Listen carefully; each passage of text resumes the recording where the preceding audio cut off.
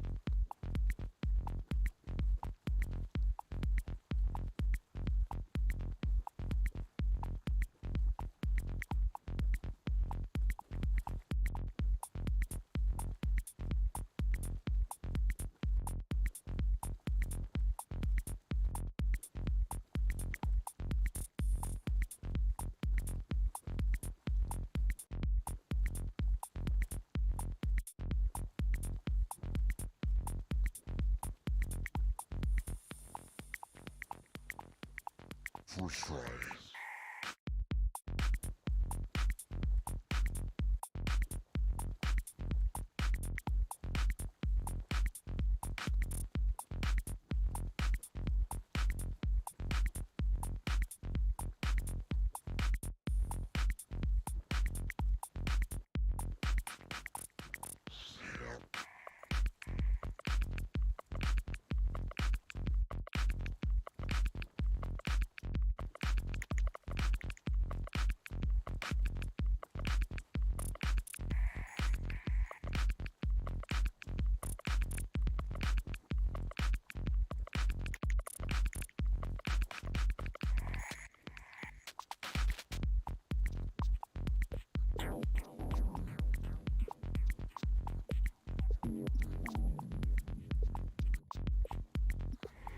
First try.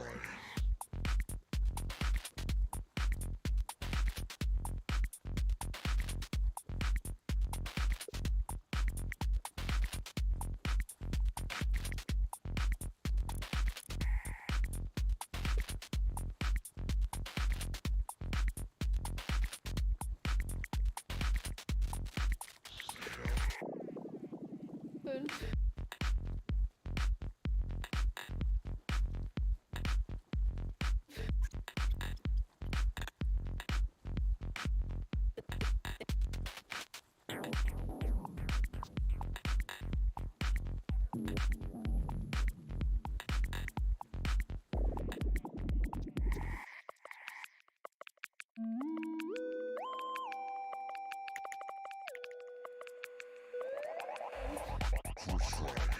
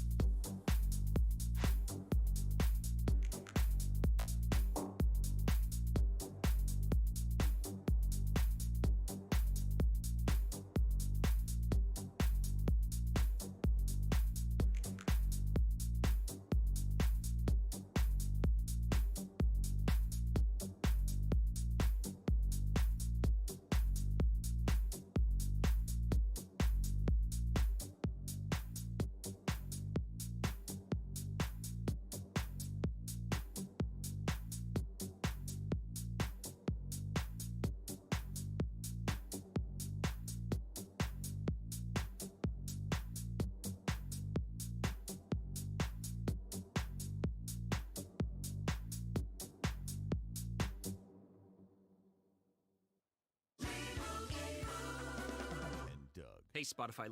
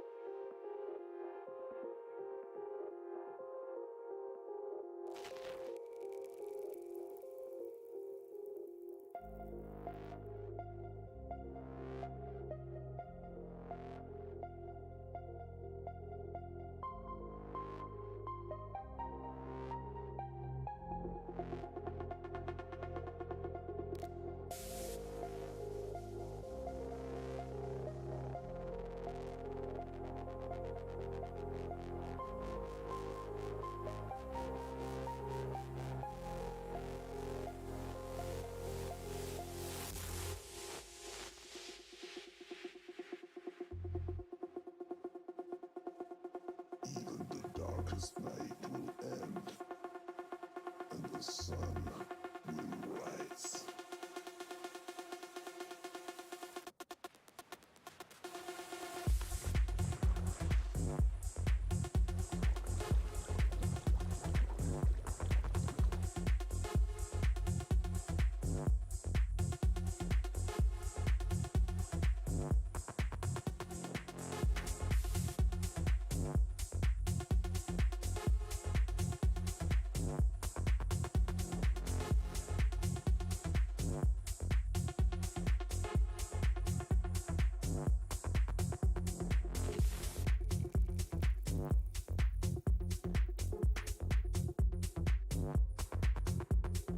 Darkest night.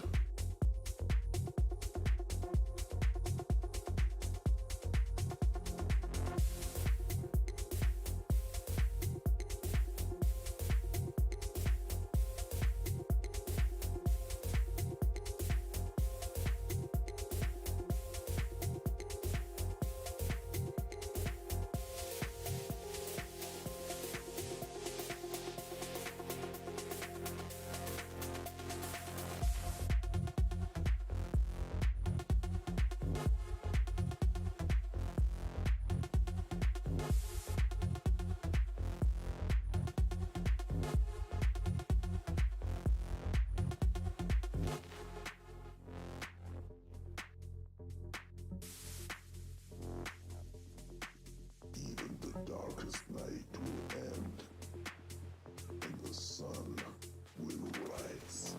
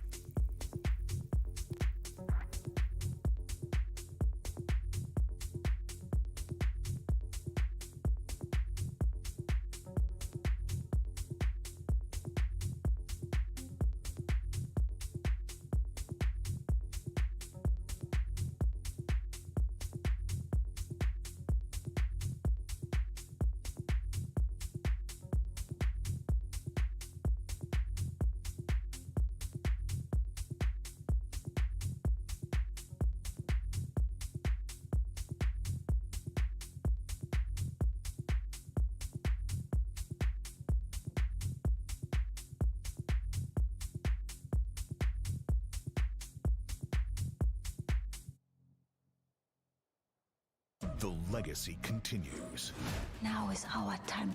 with Black.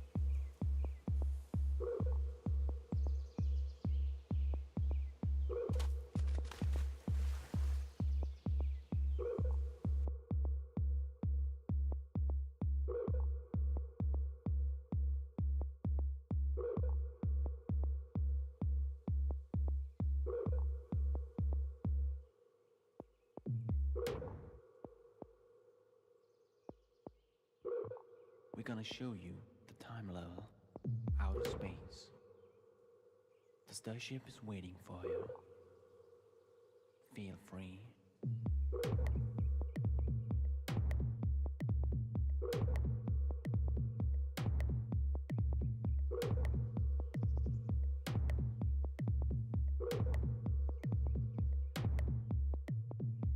Come with me.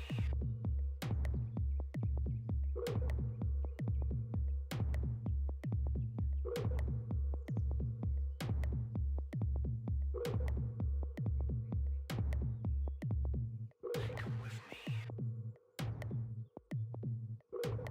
We're gonna show you the time level. Come with me. Outer space. Outer space.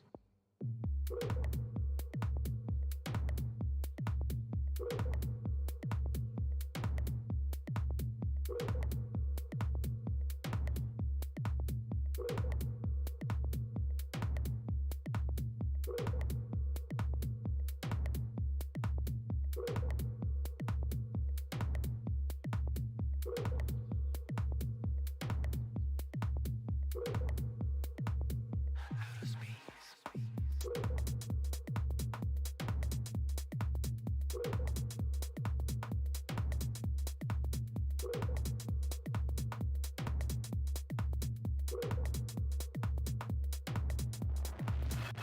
Come with me.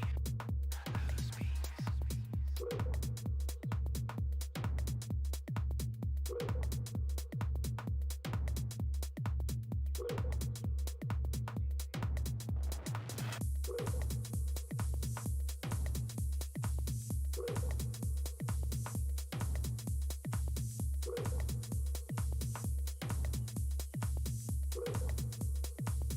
Outer space. The starship is waiting for you.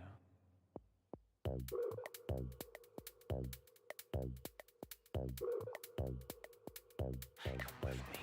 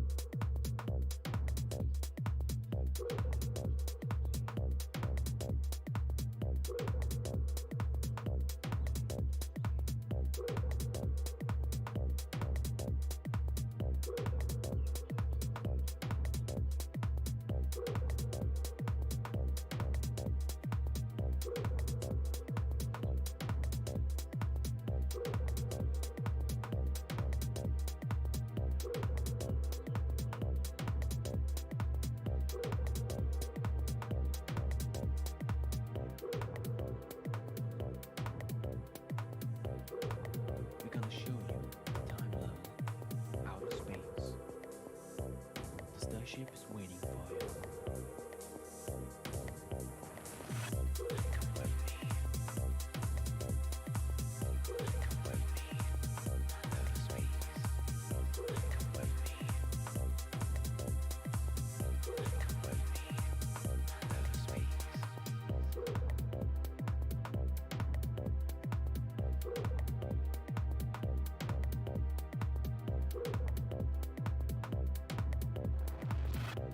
The starship is waiting for you.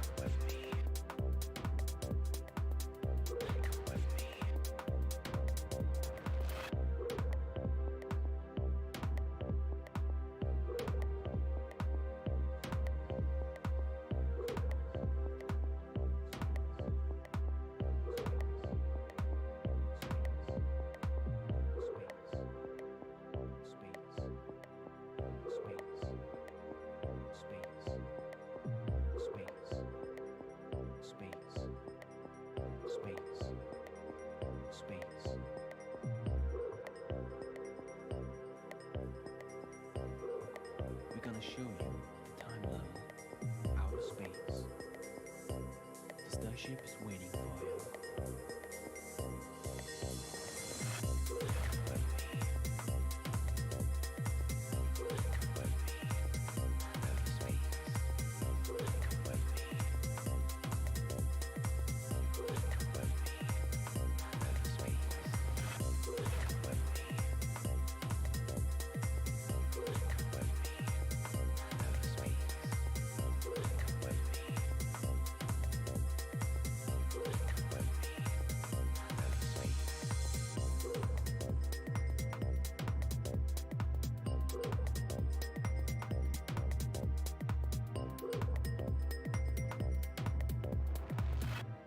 The starship is waiting for you.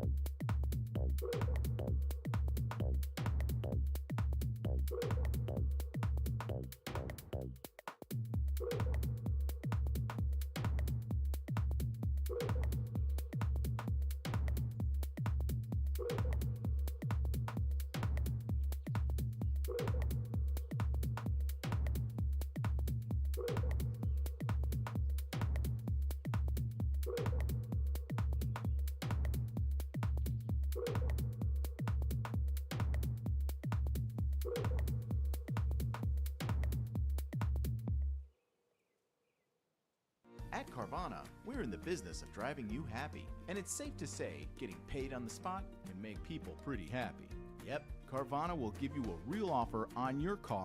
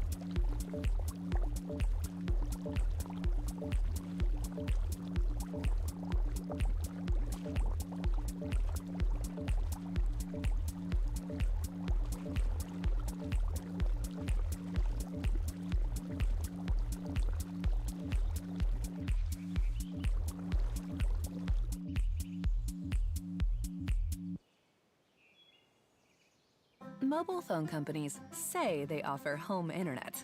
But if their internet comes from a cell phone network, you should know. It's just phone internet, not home internet. Keep your home.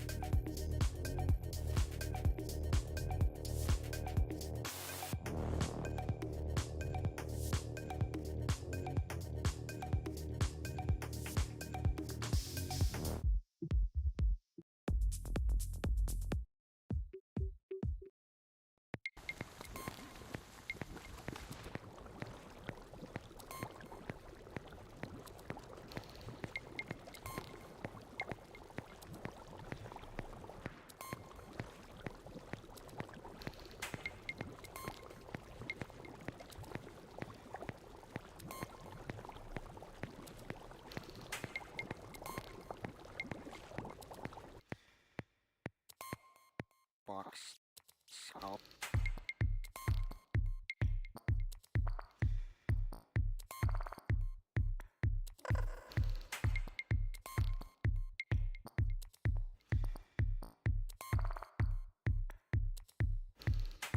box, box,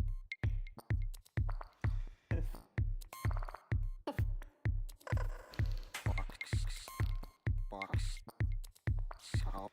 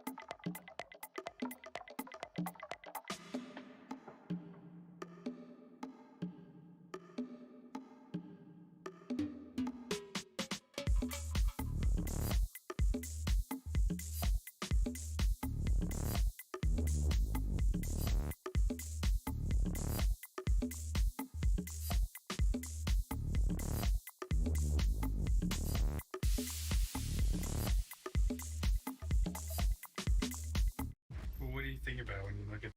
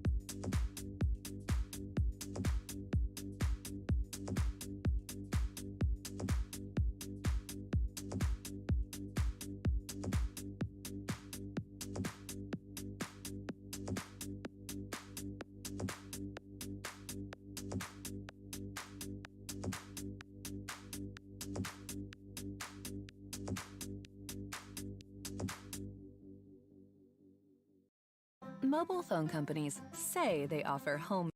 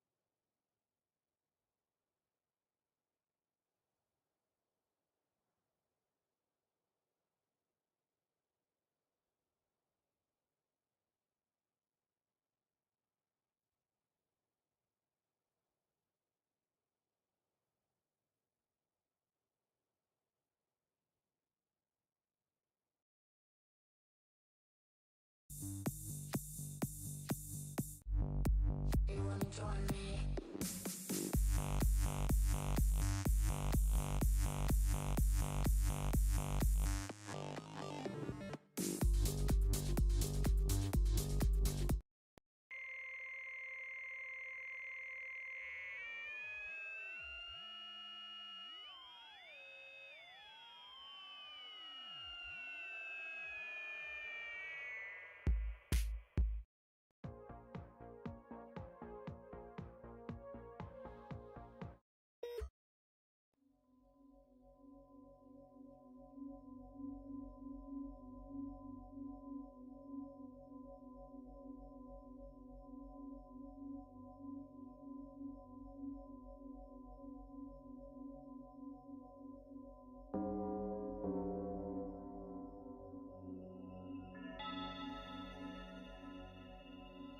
We choose to go to the moon.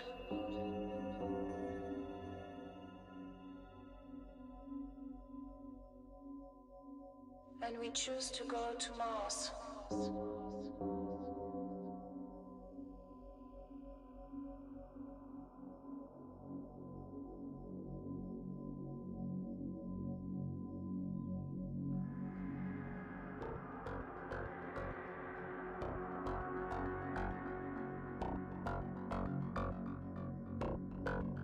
In the 9 months it takes to get to Mars,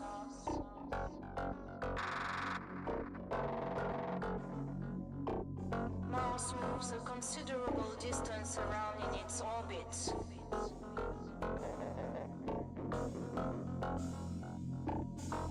About 3/8 of the way around the Sun.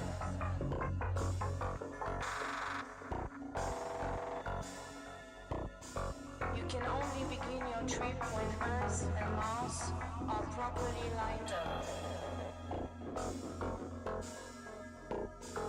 This only happens every 26 months.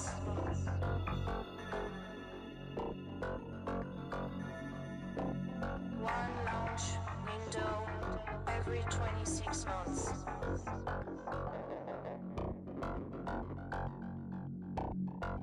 Average distance 140 million miles.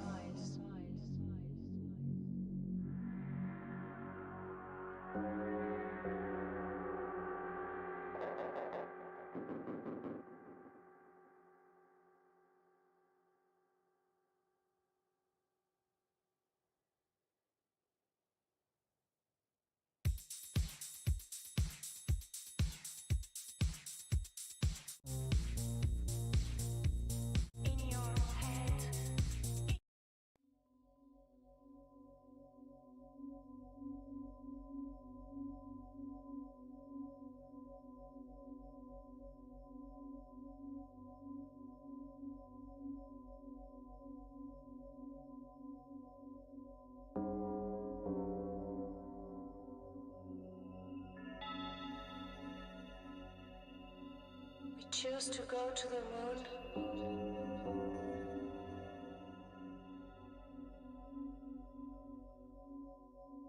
And we choose to go to Mars.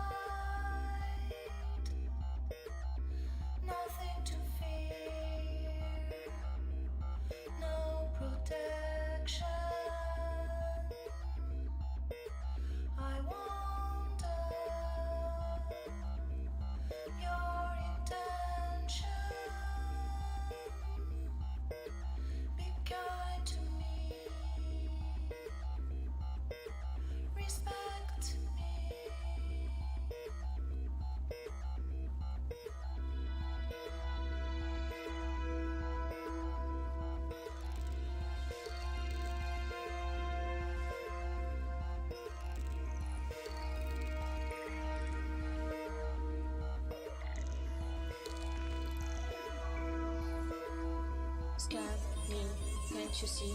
Can't you see? Can't you see? Scan me, me, me.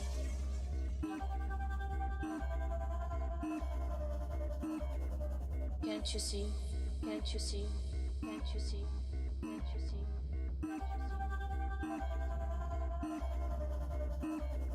Scan me, me, me.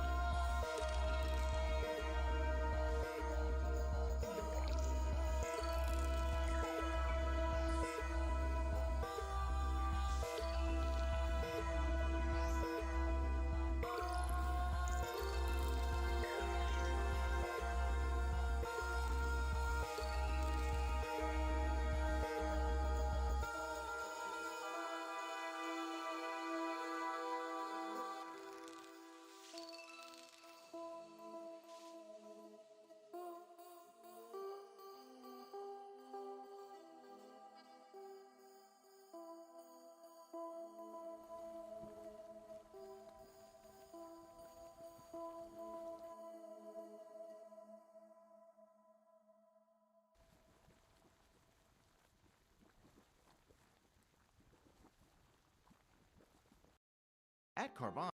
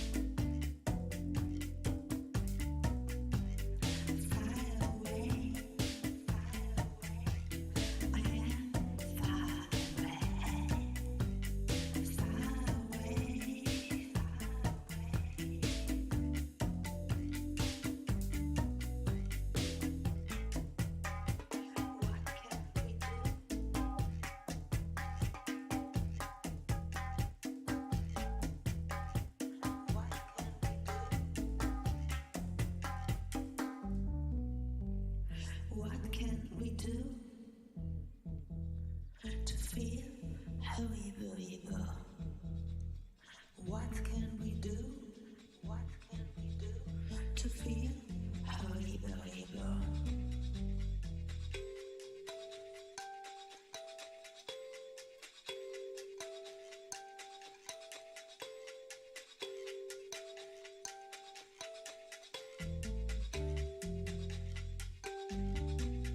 It's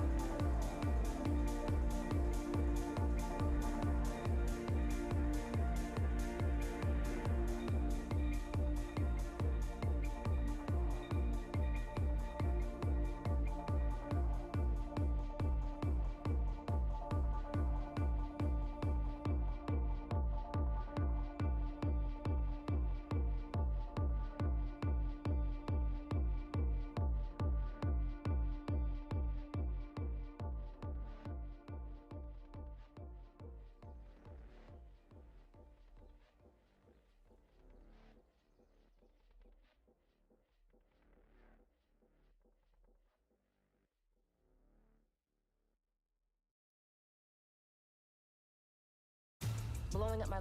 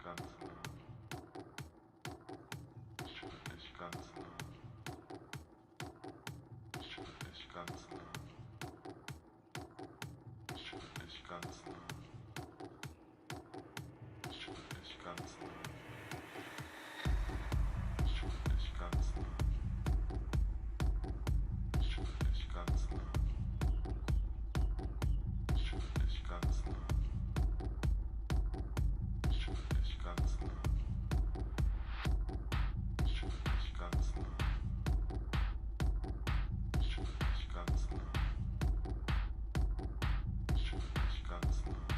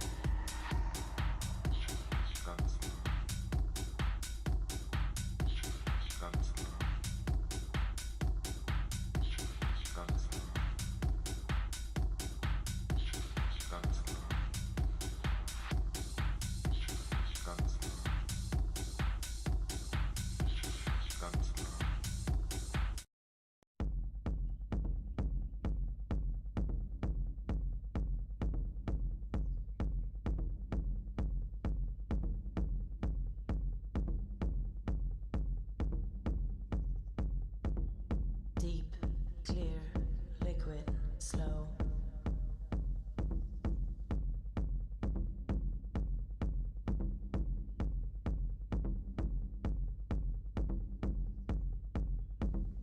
Deep, clear, liquid, slow.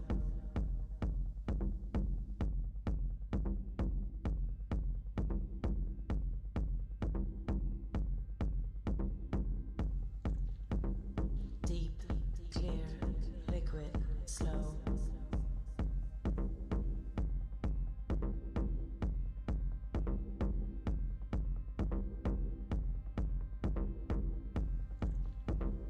Deep, clear, liquid, slow.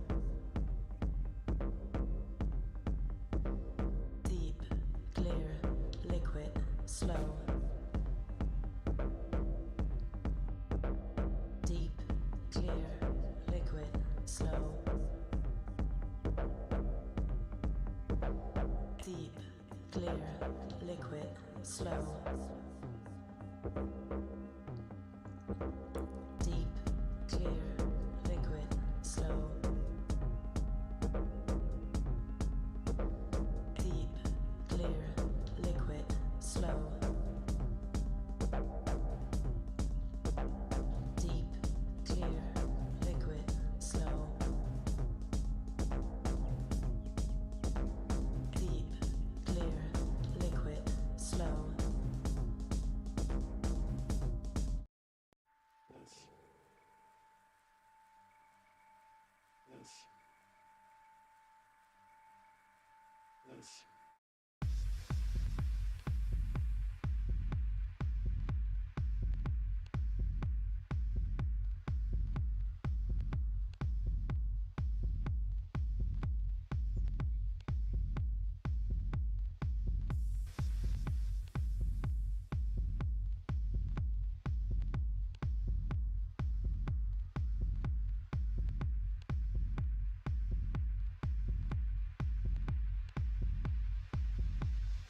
Join me in my dreams.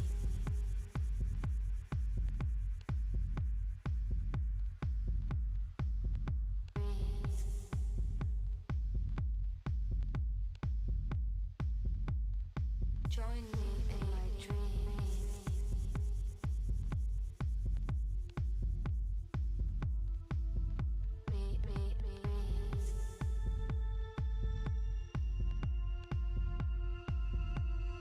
Join me in my dreams.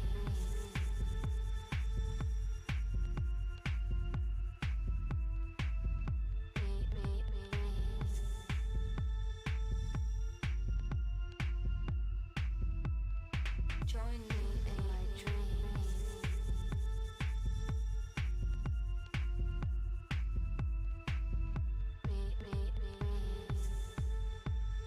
My trip to fantasy.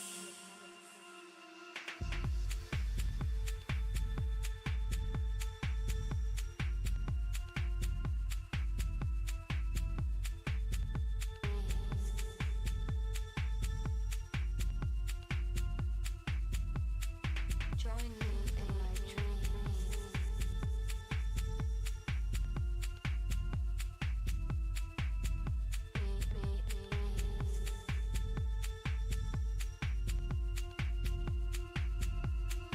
Join me in my dreams.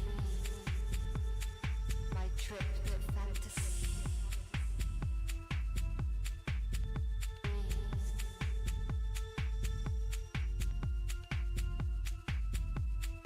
Join me in my dreams. Trip, trip, trip, trip,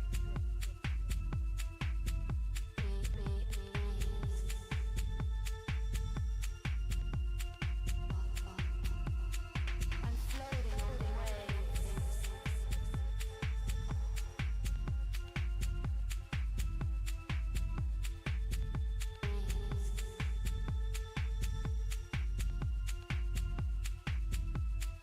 Join me in my dreams.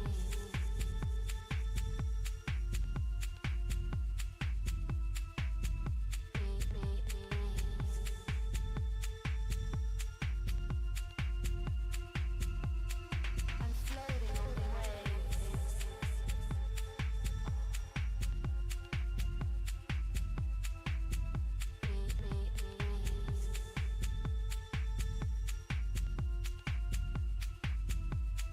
Join me in my dreams.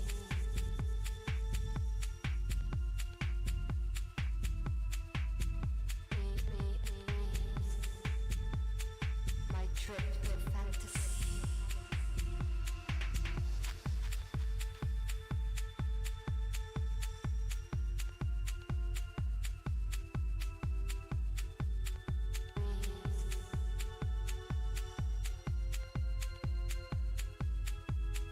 Join me in my dreams.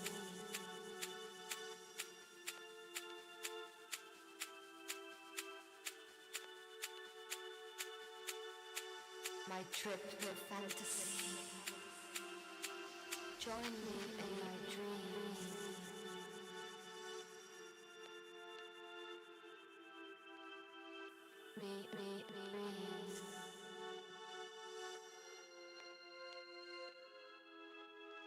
I'm floating on the waves.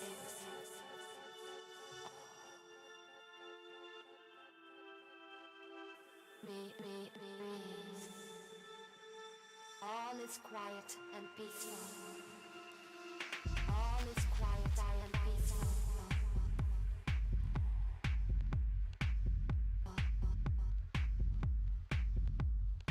Peaceful. Quiet. Peaceful.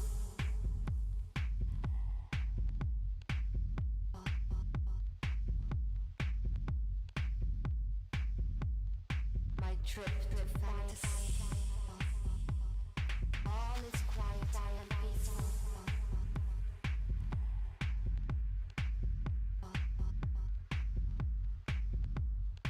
Peaceful. Quiet. Peaceful.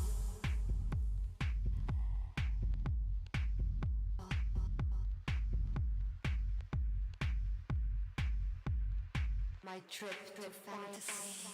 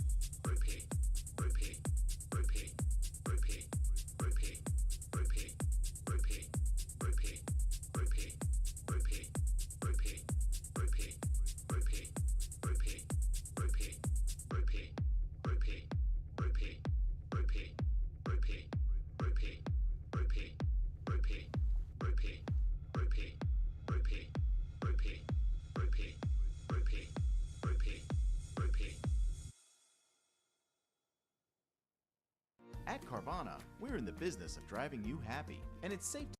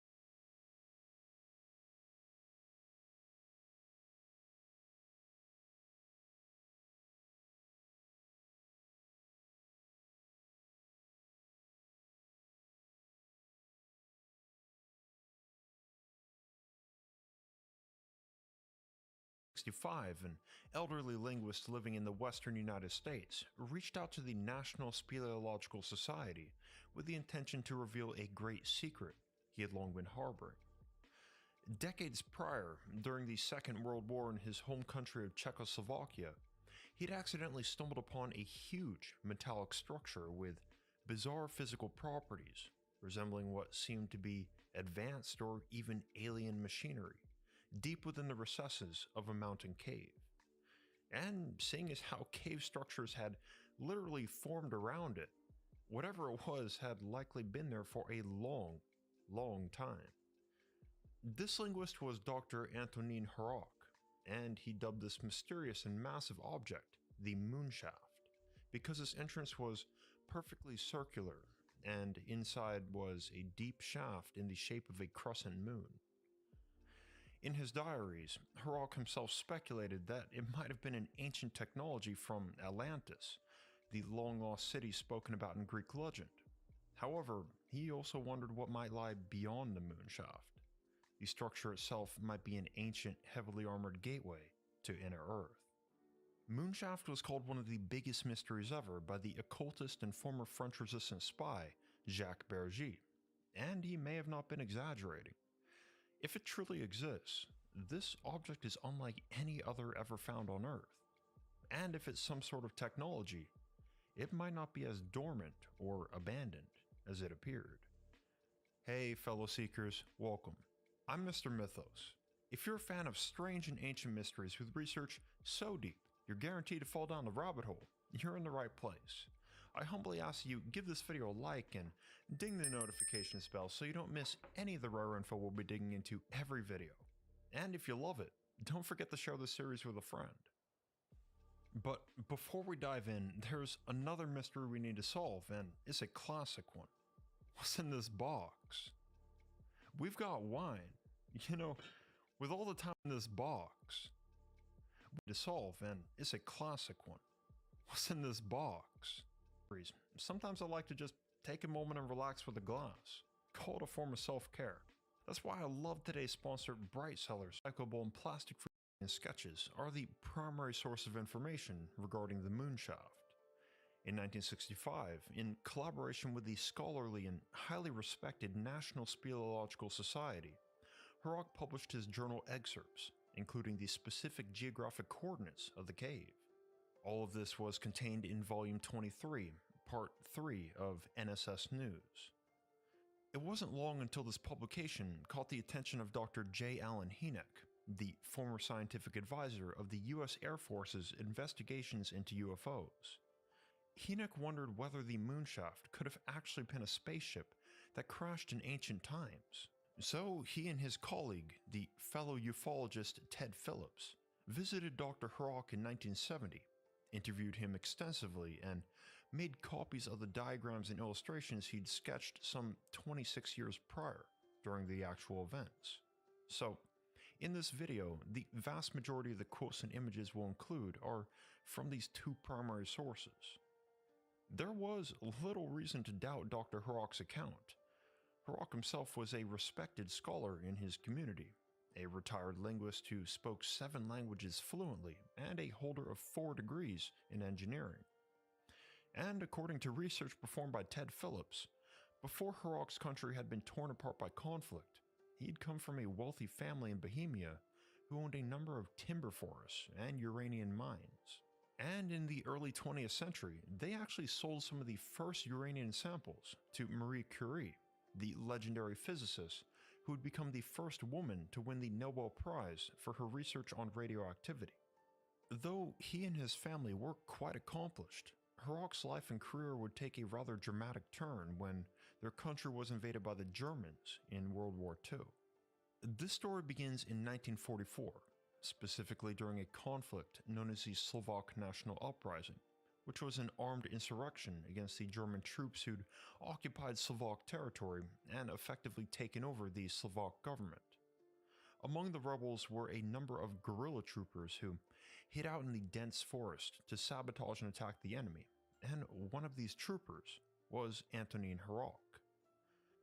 Due to his significant leadership experience in his family business, Hrok volunteered as captain of his own small military unit, which would operate across the Tatra Mountain region. Unfortunately, that October, his unit would fall victim to a terrible German ambush. From here, the following details are taken directly from his diary. Quote, "At dawn Sunday, the two 70mm guns opened up at us from close range, about 300 meters. Having held our position for 12 hours, I ordered a gradual breakup of the skirmish and slip off. But in our left trench, someone became careless, and that drew 2 direct hits. Shells, 2 wounded. Arriving there, I bumped into the enemy, caught a bayonet and bullet with my left palm, and blow on my head, which put me out." End quote.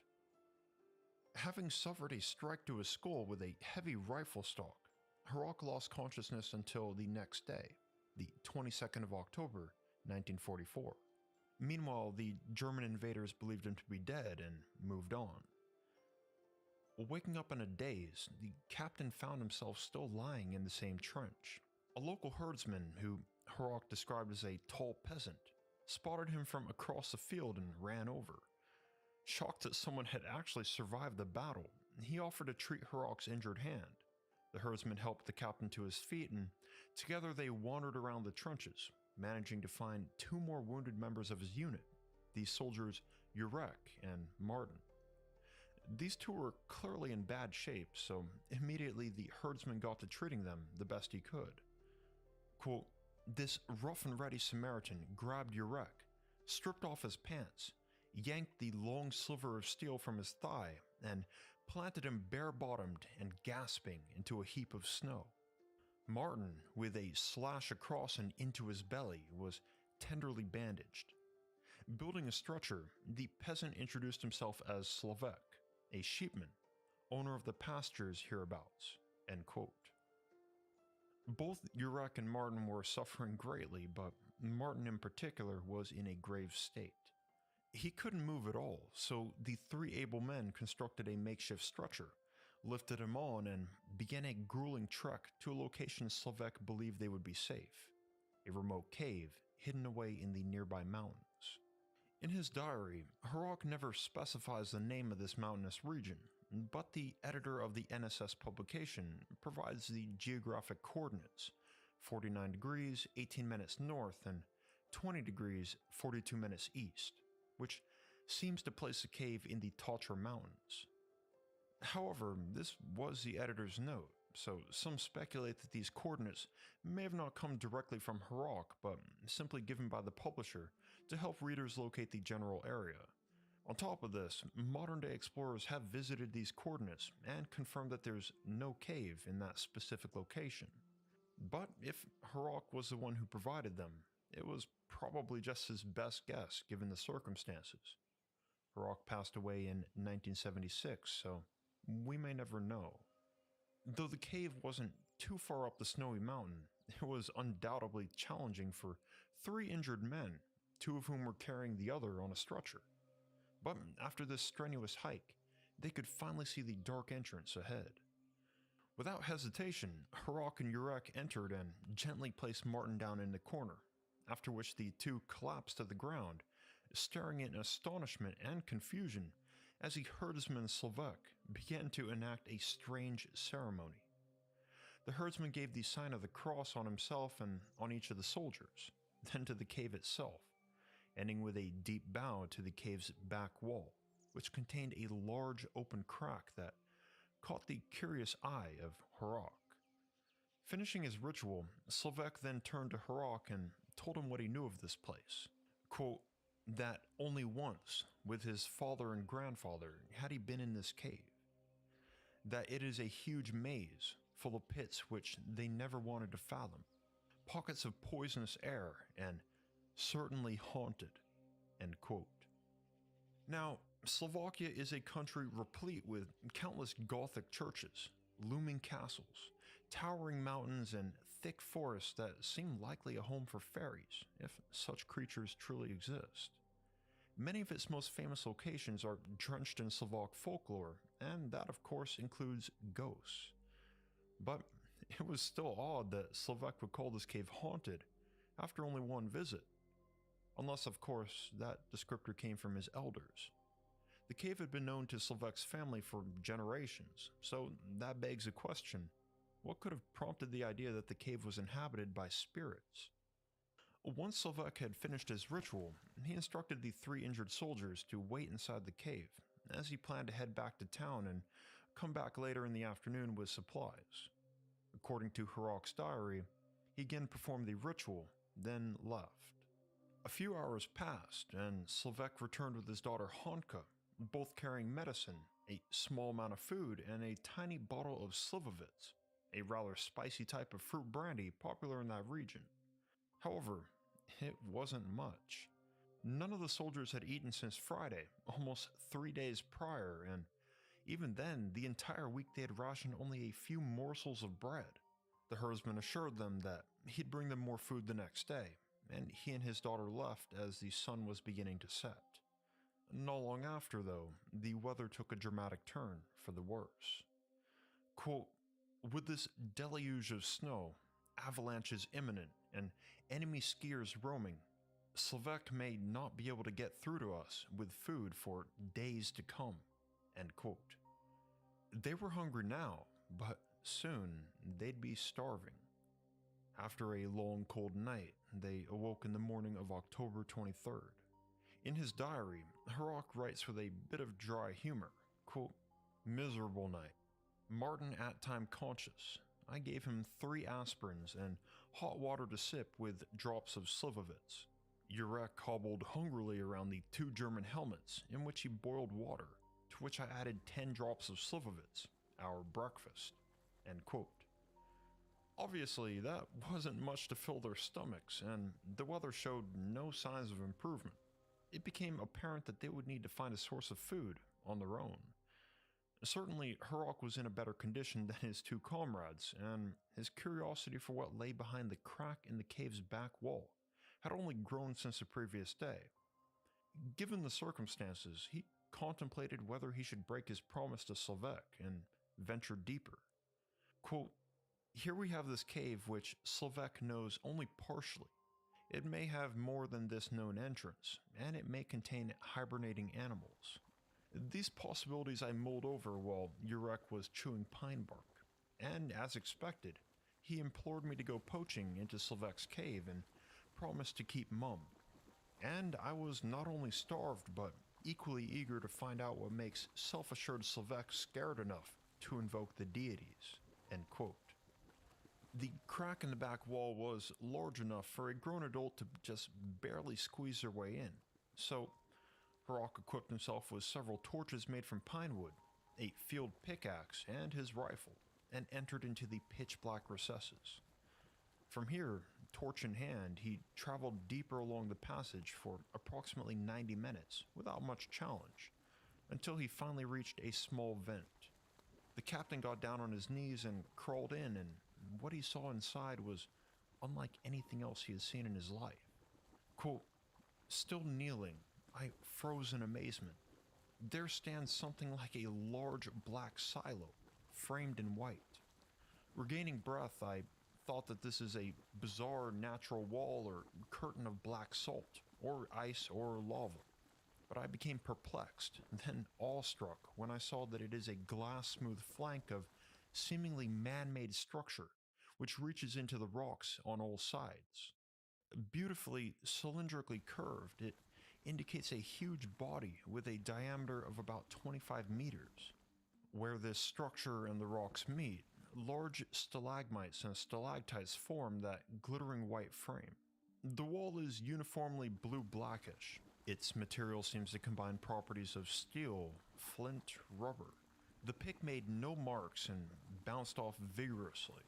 Even the thought of a tower-sized artifact embedded in rock in the middle of an obscure mountain, in a wild region where not even legend knows about ruins, mining, industry, overgrown with age-old cave deposits, is bewildering. The fact is appalling." End quote. So, this odd structure that Antonin Hrok encountered might be a little hard to visualize, but Basically, it was a massive, dark, cylindrical object which, along its edges, had been encrusted by natural geologic cave formation, indicating that whatever it was, it had to be hundreds of thousands of years old, easily predating the oldest known human civilizations. However, because it was so perfectly smooth and shaped, to Harok it appeared to be artificial. But whatever material it was made out of was so incredibly hard that, despite a grown man directly hitting it with a pickaxe, the pickaxe bounced off of it like rubber and left not a dent or scratch. After this, Harok carefully inspected it, and despite the structure's hardness, he noticed that right through the middle there was a somewhat wide vertical crack.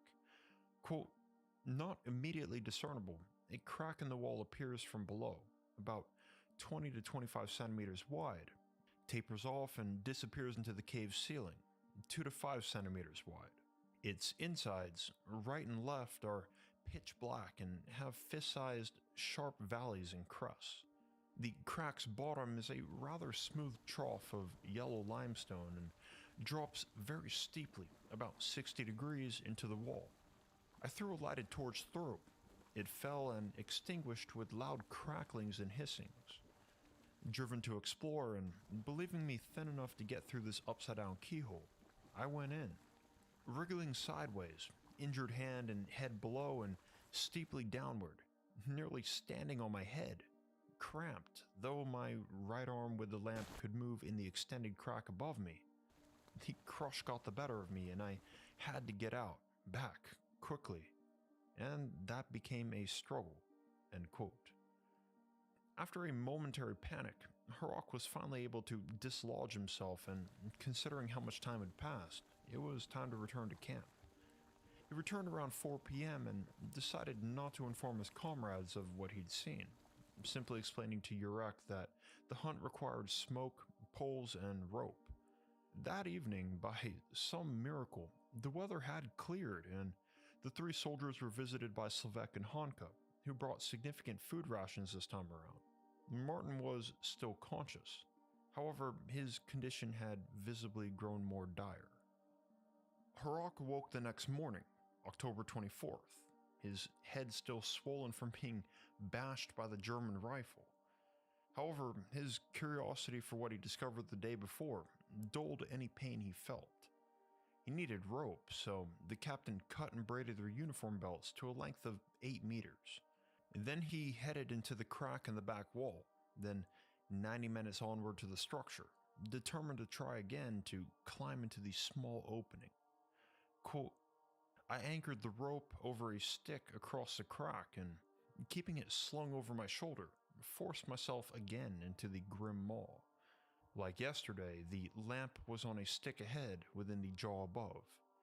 When it came through and down, it swung freely over some void into which I could not see, and there was again rushing, as if from agitated waters." End quote. Harok found this quite frightening, hearing what he thought to be water at the bottom of a chamber so large that the light of his lamp couldn't reveal even a single feature. But as he tried to wriggle back out, his clothing became caught by some jagged edges and essentially plugged him within the crack, which terrified him even more than the last time. After an intense struggle that he likened to being burned alive, Harok managed to escape, exhausted and hallucinating from the adrenaline. After taking a moment to compose himself, Harok couldn't help but wonder if it really was water he heard at the bottom of the chamber. So he decided to experiment. Quote, "I hacked stalagmites into short rolls and bowled them through the crack. They rolled on, causing enormous echoes, and knocked to a standstill, indicating a solid floor and room to turn. I launched the unlit torches after the stones, undressed, keeping the shirt only, and went after the stones and torches. Already acquainted with the meanest fangs in the crack, I came through with only a few cuts, dropped a little, rolled down an incline, and was stopped by a wall which felt familiar, satiny smooth like the front wall." End quote. Here, Harok had completely entered the moonshaft for the first time, and it's safe to say that the inside was just as puzzling as the outside. All walls seemed to be forged of the same incredibly hard, dark material, leaving Harok with the impression that the cylindrical entrance and this inner chamber were part of one unique, singular structure. However, the bizarre properties of this material became far more apparent with what he could hear rather than the little he could see. Clearly, there was no water at the bottom, despite the continuous echoing and rumbling. And beyond that, all other noises seemed to be amplified as well. Quote, "Here were confusing sounds. Lighting my torches, I saw that I was in a spacious, curved black shaft formed by cliff-like walls which intersect and form a crescent-shaped, nearly vertical tunnel, rather shaft. I cannot describe the somberness and the endless whisperings, rustlings, and roaring sounds, abnormal echoes from my breathing and movements. All the lights together did not reach the ceiling or where these walls end or meet. To explore further, I needed more light and my pick, which does not fit through the crack and must be taken apart." End quote. At this point, it was time to return to the camp, so Harok crawled back through the hole, which was thankfully easier to exit than to enter. Upon his return, he informed his comrades that he was unsuccessful at hunting any bats, and showed them the scratches on his back and shirt as proof that he tried. Again, he opted not to tell them of the moonshaft. Quote, "I am glad that Yurek's thigh is not yet well enough for him to want to go with me poaching for bats. It is better that he knows nothing about the cave's secret." End quote. After a restful night's sleep, Harok awoke on October 25th with an intense feeling that he had to return to the moonshaft. So, as soon as he could, he headed directly to the structure. Then, in front of the small cracked entrance, he removed his clothes and smeared his body with mutton fat, which allowed him to easily slide into the inner chamber, along with his disassembled pickaxe and rifle. Curious how high these ceilings reached, as the light of his torch failed to reveal it, Harok aimed his rifle directly upward. Quote, "I fired 2 bullets up, parallel to the walls. The report caused roars, as from an express train, but no impact was visible. Then I fired 1 bullet on each wall, aiming some 15 meters upward from me. Got large blue-green sparks and such sounds that I had to hold my ears between my knees, and flames danced wildly." End quote. And next, he assembled his pickaxe and came across what seemed to be a patch of limestone at the right horn of the crescent moon-shaped chamber. He began digging into it with his pickaxe, and here he made 2 very strange discoveries. Quote, "At about half a meter, I came upon a pocket of enamel from the teeth of some large animal.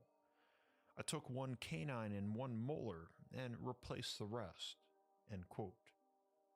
Coming across the skeletal remains of a large animal was absolutely bizarre, because obviously there would be no way for such an animal to fit in through the same crack Harok had come through. If we can temporarily jump to the end of the diary, several months after the events, Harok reveals that he had the canine and molar professionally examined. Quote, "I have taken the animal teeth I had collected to the curator of paleontology at Uzhhorod, and he classified them as an adult cave bear, Ursus spalaeus." End quote. What may have not been known back in Harok's time, though, is that this particular cave bear species, Ursus spalaeus, had gone extinct some 25,000 years ago. This not only indicates that the moonshaft is at least that old, but there are only 2 possibilities for how the cave bear got there in the first place. Either the chamber's main door, the circular exterior, was once open, or there was another entrance which had now been closed, which might imply that the structure was mechanical, with moving parts. His second discovery was arguably just as perplexing. Built into the wall of the chamber's left horn was a set of wavy grooves emitting heat. Quote, "The back wall has a vertical, finely fluted, undulating pattern. It seemed warmer than the smooth surface. I tried with lip and ear and believe the impression is correct. End quote. Keep in mind that within the moonshaft itself is a constant rustling and roaring. And then we've got what seems to be the grill of a radiator, dispersing heat, not so unlike that of a modern machine. It almost sounds like we're describing an engine. Let me know in the comments what you think. This whole thing is honestly super bizarre. So, having investigated the chamber for a long while, Harok burned through all of his available torches and was forced to return to camp. Along the way, though, he successfully caught a few bats for dinner, which Yurak happily stuffed with bread and herbs for cooking. Later in the evening, the herdsman Slovak and another of his daughters named Olga arrived with hay for bedding, sheep's fleece for blankets, and a handful of medicinal herbs. Harok describes it as a good night. The following day, October 26, 1944, Harok would return to the moonshaft to continue his experiments. This time, he assembled an even longer pole to stretch his lamp to the ceiling. However, he still couldn't see it. He then fired several more bullets, resulting in only sparks, echoes, and a continued lack of answers. One bullet, though, managed to create a reaction with the hard black material of the wall. Quote, "No splinters, but a half-finger-long welt which gave a pungent smell." End quote. After this, Harok continued digging at the heat-emitting grill in the left horn of the crescent moon, noting that on the right horn, the location of the cave bear remains, there was no such pattern or anomaly. Finally, he again fired several more bullets at the walls. Quote, "I wish to obtain a sample of a peculiar material of the walls, but even firing 2 bullets into the crack, upon the protrusions and hitting them, I received only ricochets, a blast of thunder, welts, and the same pungent smell." End quote. That night, the soldiers again enjoyed stuffed bats for dinner. Slovak and his daughter visited with more supplies, a quarter of a deer, half a kilogram of salt, and a tin of carbide. Harok slept early. Yurak took both night watches, and Martin, who'd been immobilized due to his deep stomach lesion, died in his sleep. It was now the gray-skied, chilly morning of October 27th. Quote, "Martin slept into death. Yurak knows his kin, took charge of his belongings, including his wallet with 643 crowns, watch with chain, and my signed death certificate. Now we are free and ready to leave and rejoin our battalion. We will start tomorrow." End quote. With Martin's passing, the soldiers had no further reason to stay in the cave, so Harok set off to finalize his secret investigation of the moonshaft before they left. Quote, "At 10 a.m., I was in the cave probing passages for a way behind the moonshaft. Looked also for ice and poisonous air, about which Slovak had spoken, and found none, though there may be some. Then I slipped into the moonshaft to sketch, dig, and ponder, and returned to camp at about 4 p.m. End quote. Later that evening, as if the family had sensed the death of Martin, Slovak and his 2 daughters all arrived, and together they wrapped the soldier's body in a blanket and carried him to the same trench where the enemy had dealt his mortal wound, and took turns digging his grave, praying and burying him. Harok paid Slovak 150 crowns to raise a wooden cross on Martin's grave the following spring, and Slovak briefed Harok on the movement of the enemy to assure the safety of their travels. It was a restful night, and Harok awoke early on October 28th. As Yurak was fast asleep following his night watch duty, the captain took this opportunity to leave something behind in this moonshaft that had so captivated his mind. Quote, "I cut my name on a leather strip, and together with the golden back of my watch, rolled and inserted both engravings into a glass bottle, plugged it with a pebble and a ball of clay mixed with charcoal, and deposited this record into the moonshaft, on top of the ashes of my torches. It may stay there for a long time, possibly until the structure is completely hidden behind its curtain of stalactites and stalagmites." Sylvek has no son to tell him about his cave mystery. His womenfolk don't know about it, and anyway, daughters usually marry to other villages. In a few decades, nobody will know. End quote. After leaving his mark for someone or no one to find, Harok constructed a makeshift fire to rest by, enjoying the last of his time within the moonshaft. In the endlessly rumbling ambience, he soon became overwhelmed with a sense of melancholic wonder about what he had witnessed and experienced. Quote, I sat there by my fire speculating, what is this structure with walls 2 meters thick and a shape I cannot imagine of any purpose known nowadays? How far does it reach into the rocks? Is there more behind the moonshaft? Which incident or who put it into this mountain? Is it a fossilized man-made object? Is there truth in legends like Plato's about long-lost civilizations with magic technologies which our rationale cannot grasp nor believe? I am a sober, academically trained person, but must admit that here, between these black, satiny, mathematically curved cliffs, I do feel as if in the grip of an exceedingly strange and grim power. End quote. With that said, Harok began his final trek back to the camp, and during this journey, he was burdened with two particular concerns. The first, for what he should do with this newfound knowledge, and the second, for the structure's preservation against more problematic visitors.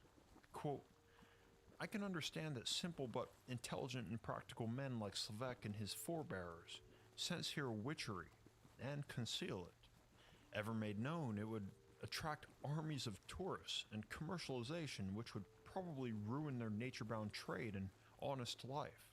If and when I come back, it will be with a team of secrecy-bound experts, geologist, metallurgist, and cave expert. And if the object is of true importance for the advancement of knowledge and proper civilization, it will have to be found to respect the Sylvek's interests. On my way back to camp, I burrowed and hid the crawl holes which lead toward the wall. The cave may have entrances which Sylvek does not know, and some chance discoverer may start blasting for treasure before a scientific team can get there. End quote. The story of Moonshaft, however, isn't without its own unexpectedly heartwarming ending. When Sylvek and his two daughters arrived in the evening, carrying hard-boiled eggs for the two surviving men, Urek had his own secret plan in mind. Quote, Urek asked permission to talk privately with Sylvek, and then Hanka was carefully sounded out by her father whether she would accept Urek as her husband. She cried and laughed. Urek gave her his photograph and golden watch which his father had brought from America. Urek is a well-to-do carpenter in Bratislava. I am invited to the wedding and will try to come. End quote. As the two soldiers left the cave in the moonlight's glow, descended down the mountain and entered into the lush pinewood forest, they turned and saw Sylvek and his two daughters sweeping their footprints and carefully concealing the cave entrance. 2 days later, Harok and Urek would cross paths with a partisan group of Jewish fighters who they accompanied on their way to rejoin their main battalion, after which the included diary excerpts end, October 28th, 1944. Concluding the 1965 NSS publication, however, Harok recalls one final visit to the moonshaft. Quote, in the very last days of World War II, on my way towards Bohemia, I revisited the place. The Sylveks lived temporarily at Zadar. I visited Martin's grave and looked at the cave entrance. On my last visit to the place, I examined the mountainside above the cave and found no sinkholes or pits, the assumed connections toward the moonshaft. But on these very steep slopes in the Tatra Mountains, rock slides could have obliterated or filled in any such connections. In correspondence dealing with plans for the publications of this journal, Dr. George W. Moore suggested that the moonshaft might have been dissolved from a steeply dipping limestone layer between curved parallel walls of chert. I am skeptical. All the inner surfaces of the moonshaft are composed of the same material. Also, such a hypothesis does not explain the peculiar, exactly parallel, finely grooved pattern on the back surface or wall of the left horn." End quote. Not long after his final visit and the end of World War II, the Soviet Union assumed control of the region's government, and the Russians forced Antonin Horok to direct several mining operations against his will. This didn't last long though, as just a few months later, Horok and his wife Anna fled to France. And in 1952, they immigrated to the United States, first living in Lincoln, Nebraska, where Antonin legally changed his name to Tony. And a few years later, they moved to Pueblo, Colorado, where Dr. Tony Horok established his career as a linguist. The burden of knowledge, of course, never ceased. In 1965, Horok made the difficult decision to go public with his moonshaft discovery, in collaboration with the National Speleological Society, and in 1970, he provided further information to the ufologists Dr. J. Allen Hynek and Ted Phillips, which we'll be getting into soon. Finally, on February 15th, 1976, Tony Horok passed away at the age of 78, leaving more questions than answers.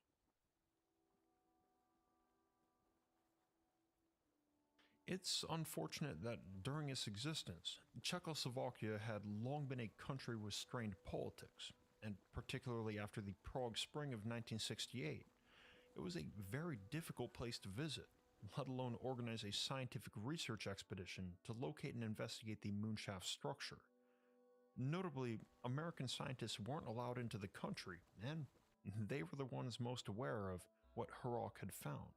It was only in 1980, 4 years after Horok's death, that the first field expedition was carried out by the Czech explorers Ivan Makurl and Michal Brumlik, which was then followed up by a larger investigation performed by the Museum of Slovak Karst. However, neither group was able to locate the Moonshaft Cave, nor any reliable information about the herdsman Slovak and his two daughters. Another major inconsistency became apparent as well. The diary mentions that the cave was located near the villages of Izdar, Lubochna, and Plavno, but these are not real places in Slovakia, at least not by those exact names. From those who've researched the moonshaft mystery extensively, however, there is an answer worth considering. And it's hinted at near the end of the diary entries, where Horok himself emphasizes that he'd go out of his way to ensure a layer of secrecy to protect both the moonshaft artifact and the livelihoods of the village people. Seeing as how he chose to go public with what he found, it would seem almost hypocritical if he didn't take some measures to conceal the exact location from treasure hunters and enterprising capitalists. At this point, we can be pretty sure that the coordinates provided were meant to generally point to the Tatra Mountains, not actually a specific location. And the villages Izdar, Lubochna, and Plavno may not exist, but these names do sound an awful lot like the real villages Gdr, Luboknia, and Plavech. These details could have very well been altered to intentionally confuse those with unsavory intentions. We can argue this pretty strongly, in fact, because there is some evidence that Horok's story actually happened, despite certain details being fabricated. This first came to light in 1994 in a special Czech television broadcast where the TV station Četjedna collaborated with a research group led by the treasure hunter Walter Pavlich. And incredibly, I was able to dig up a copy of this obscure broadcast, so you can see these discoveries for yourself. So, in this broadcast, the editors of the show, alongside Pavlich and a team of speleologists, visited an unnamed Slovak cave, with its location obscured, and revealed an inscription in the cave wall. The letters HA, which could stand for Horok Antonin. 6 cross lines, which could indicate the 6 days spent in the cave, and the numbers 23 and possibly 44. Note that Horok's diary begins on October 23rd, 1944. While this seems like an obvious match, there was a serious problem. The rear wall of the cave had no large crack as described by Harok. So, while that might seem like a literal dead end, there is one person believed to have visited the actual Moonshaft cave, and that was the ufologist Ted Phillips, who dedicated much of his research career to working with the late Dr. Harok, and then carrying on the Moonshaft legacy after the Slovakian's death. In 1970, Ted Phillips and Dr. J. Allen Hynek visited Harok at his home in Pueblo, Colorado. At the time, Phillips was a prominent UFO researcher and the director of the Center for Physical Trace Research, as well as a close research associate of Dr. Hynek. Hynek himself, though, was a far more well-known figure, thanks to his prior prolific career as a scientific advisor for Project Blue Book and several other UFO investigation endeavors conducted by the U.S. Air Force. Notably, Hynek was a former UFO skeptic turned believer, and he had a hunch that Harok's description of the moonshaft may have actually been that of a misidentified extraterrestrial spacecraft that perhaps crashed there in ancient times. With this in mind, Hynek organized a meeting with Harok and invited Phillips to lead the investigation. During this meeting, the two would collect a number of sketches and diagrams made by Harok during the events, photos he'd taken during another visit to the cave, information on his family background, and additional details not included in the diary. From here, Ted Phillips would set out to locate the moonshaft himself and conduct a proper investigation of the structure, initiating what he called Project Tatra, and later Project Moonshaft. He expected to embark on an expedition to Czechoslovakia soon after, but his plans came to a halt when he realized there was no way he could enter the country as a U.S. citizen, given the tumultuous political situation that had sparked just a few years prior. It wasn't until nearly 30 years later, in 1999, that Phillips would finally raise enough funding and make his trek to Slovakia. There, he traveled to the location which Harok had specified for him, discovered a cave, and entered. Just as Harok had described, there was a large crack in the rear wall, presenting an opening to a larger cave system. However, Phillips would admit that he couldn't make it very far in, as the interior cave had partially collapsed. And with this, he was unfortunately never able to reach the moonshaft. In a presentation for the Mutual UFO Network conference, he described his decades-long investigation into the moonshaft as, quote, "the single most important thing I have ever been involved in," end quote. Unfortunately, Ted Phillips passed away in March of 2020, and with him, the true location of moonshaft may be lost to time. However, it's worth noting that in his investigation, Phillips came across an unexpected connection. While exchanging letters with two Russian scientists, they revealed to him several ancient manuscripts that were found in Siberia, describing an event where what seemed to be a large black cylindrical object with curved walls appeared in the sky one day and landed. The structure made horrible noises, and due to this, the local villagers avoided approaching it. Regardless, those who recorded this event stated that it was so tall that they could clearly see it from a very far away distance. However, each day the dark cylindrical object seemed to grow shorter and shorter until it eventually disappeared. And with it, so did the terrible noise. The villagers finally made their way to the area, and where the object once stood was now a massive chasm in the shape of a crescent moon, so deep that its bottom could not be seen. This story is a bit haunting, the idea of an extraterrestrial drill-like machine burrowing into the earth for some unknown purpose. What if the moonshaft was one of these machines? Also, the moonshaft was hollow, so it would have likely been carrying something. So what would be the reason for bringing whatever it was down into inner Earth?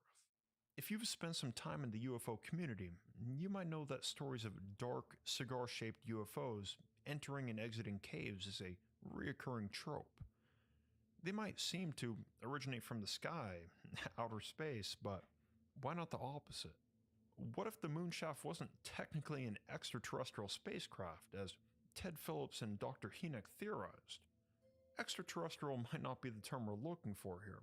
After all, the moonshaft was located in a mountainous cave system, which may have extended deep underground. So let's propose an alternative theory, that of an intraterrestrial origin. If you've watched other episodes of my Inner Earth Conspiracy series, you're already well aware that legends of ancient, technologically advanced, godlike people living in hidden underground civilizations are pretty much found in every continent of the world and in every major culture's folklore. So, I won't beat around the bush with these god people, but instead, let's explore another well-known mythology that might very well be related. The legend of the fire-breathing dragon that lives in a mountain cave is one of the most ancient and foundational stories of Central European folklore, and that includes the region of modern-day Slovakia. Countless ancient legends there tell of dragons that fly out of deep and remote caverns in the mountains, spewing out flames as they soar above and later returning to rest in the same inner earth layer. Obviously, there are some connections to be made with the UFO phenomenon. In fact, one of the earliest UFO sightings in recorded history actually comes from Slovakia, which back then was part of the Hungarian kingdom. In 1662, in an article published in the Lvoča Chronicle, the chronicler Gaspar Hein recorded an incident where the Slovak town of Lvoča experienced a strong earthquake, after which something that resembled a huge silver lizard was witnessed flying across the sky, creating a dense black cloud behind it, burning the tops of all the forest trees in its path. Even stranger, according to another record in the chronicle, the author Hein claimed to have actually discovered the dragon's lair in the region today known as Struggle. Beyond this account, there is also an old Jewish legend from the Slovak region of a king of demons with azure wings, who's described as bigger than the tallest tree, and who soars to the heavens during the day to enjoy the beauties of distant worlds. That's not all.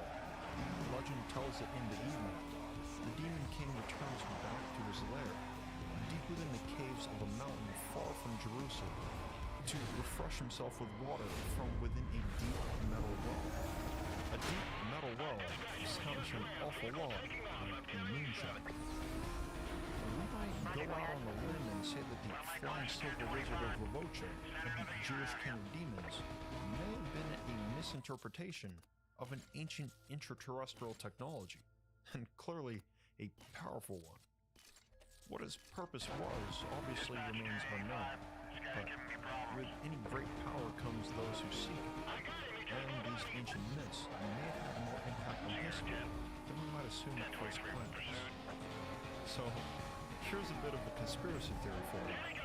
Maybe a bit controversial, but this is Inner Earth Conspiracy, so we're going to dive down the rabbit hole, or the moonshaft, one last time.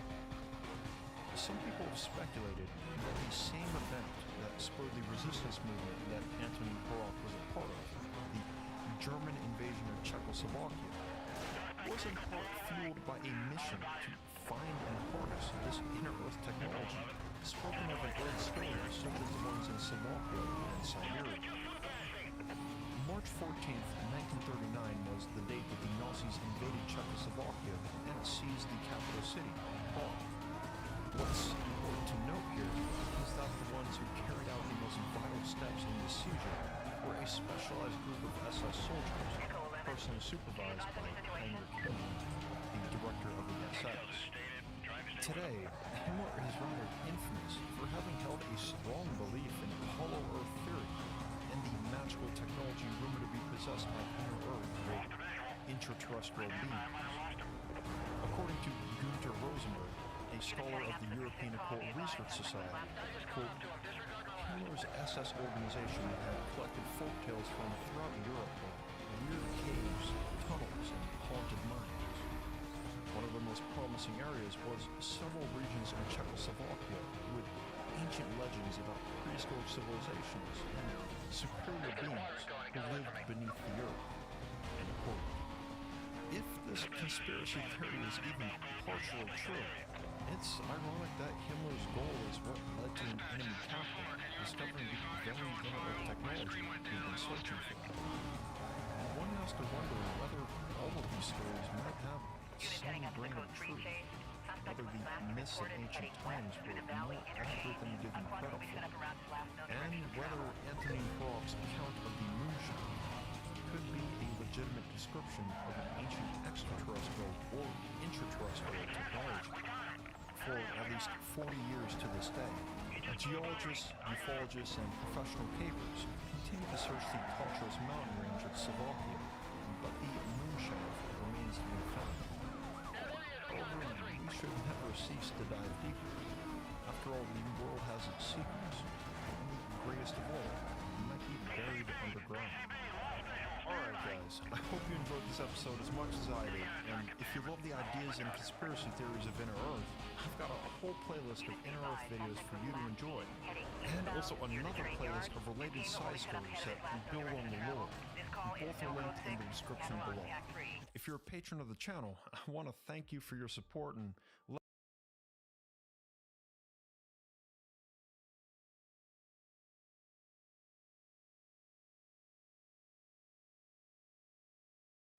the foundational work of Jewish Kabbalah, as well as in other ancient sources from the region between Israel and the Dead Sea.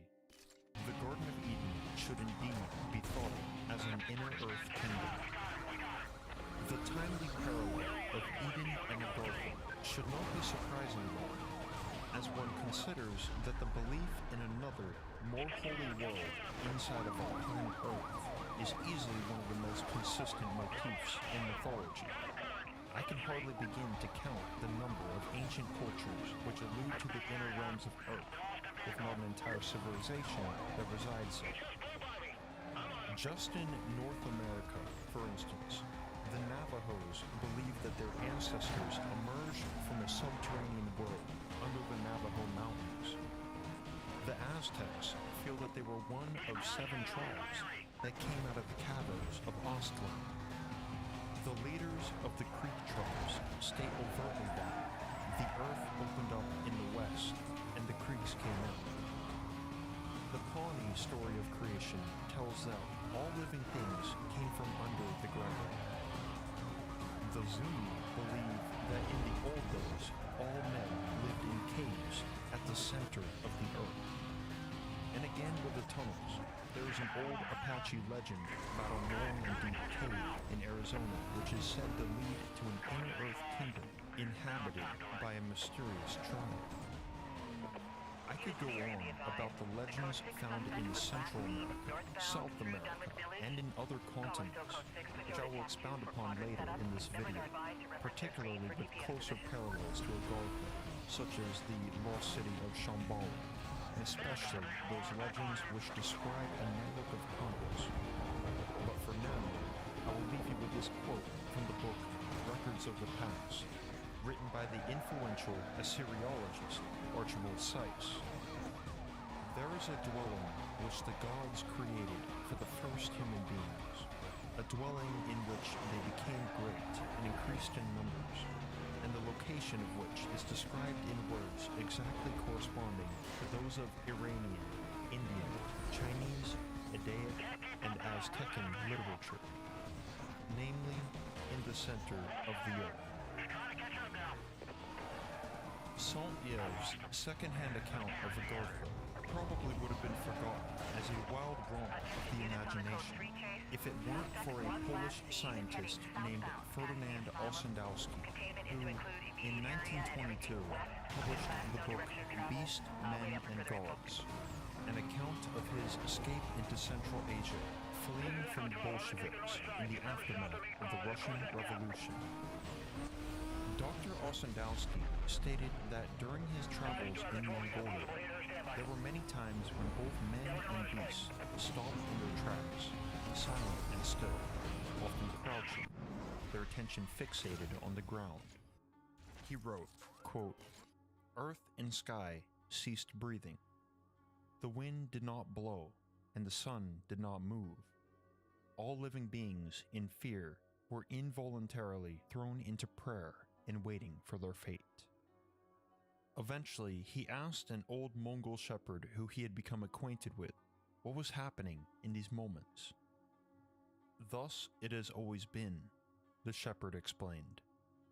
"Whenever the king of the world in his underground palace prays and searches out the destiny of all peoples on the earth." Though the shepherd did not give a name for this place, he stated that there live the invisible rulers of all pious people, the king of the world, or Brahitma, who can speak with God as I speak with you, and his two assistants, Mahitma, knowing the purposes of future events, and Mahinga, ruling the causes of those events.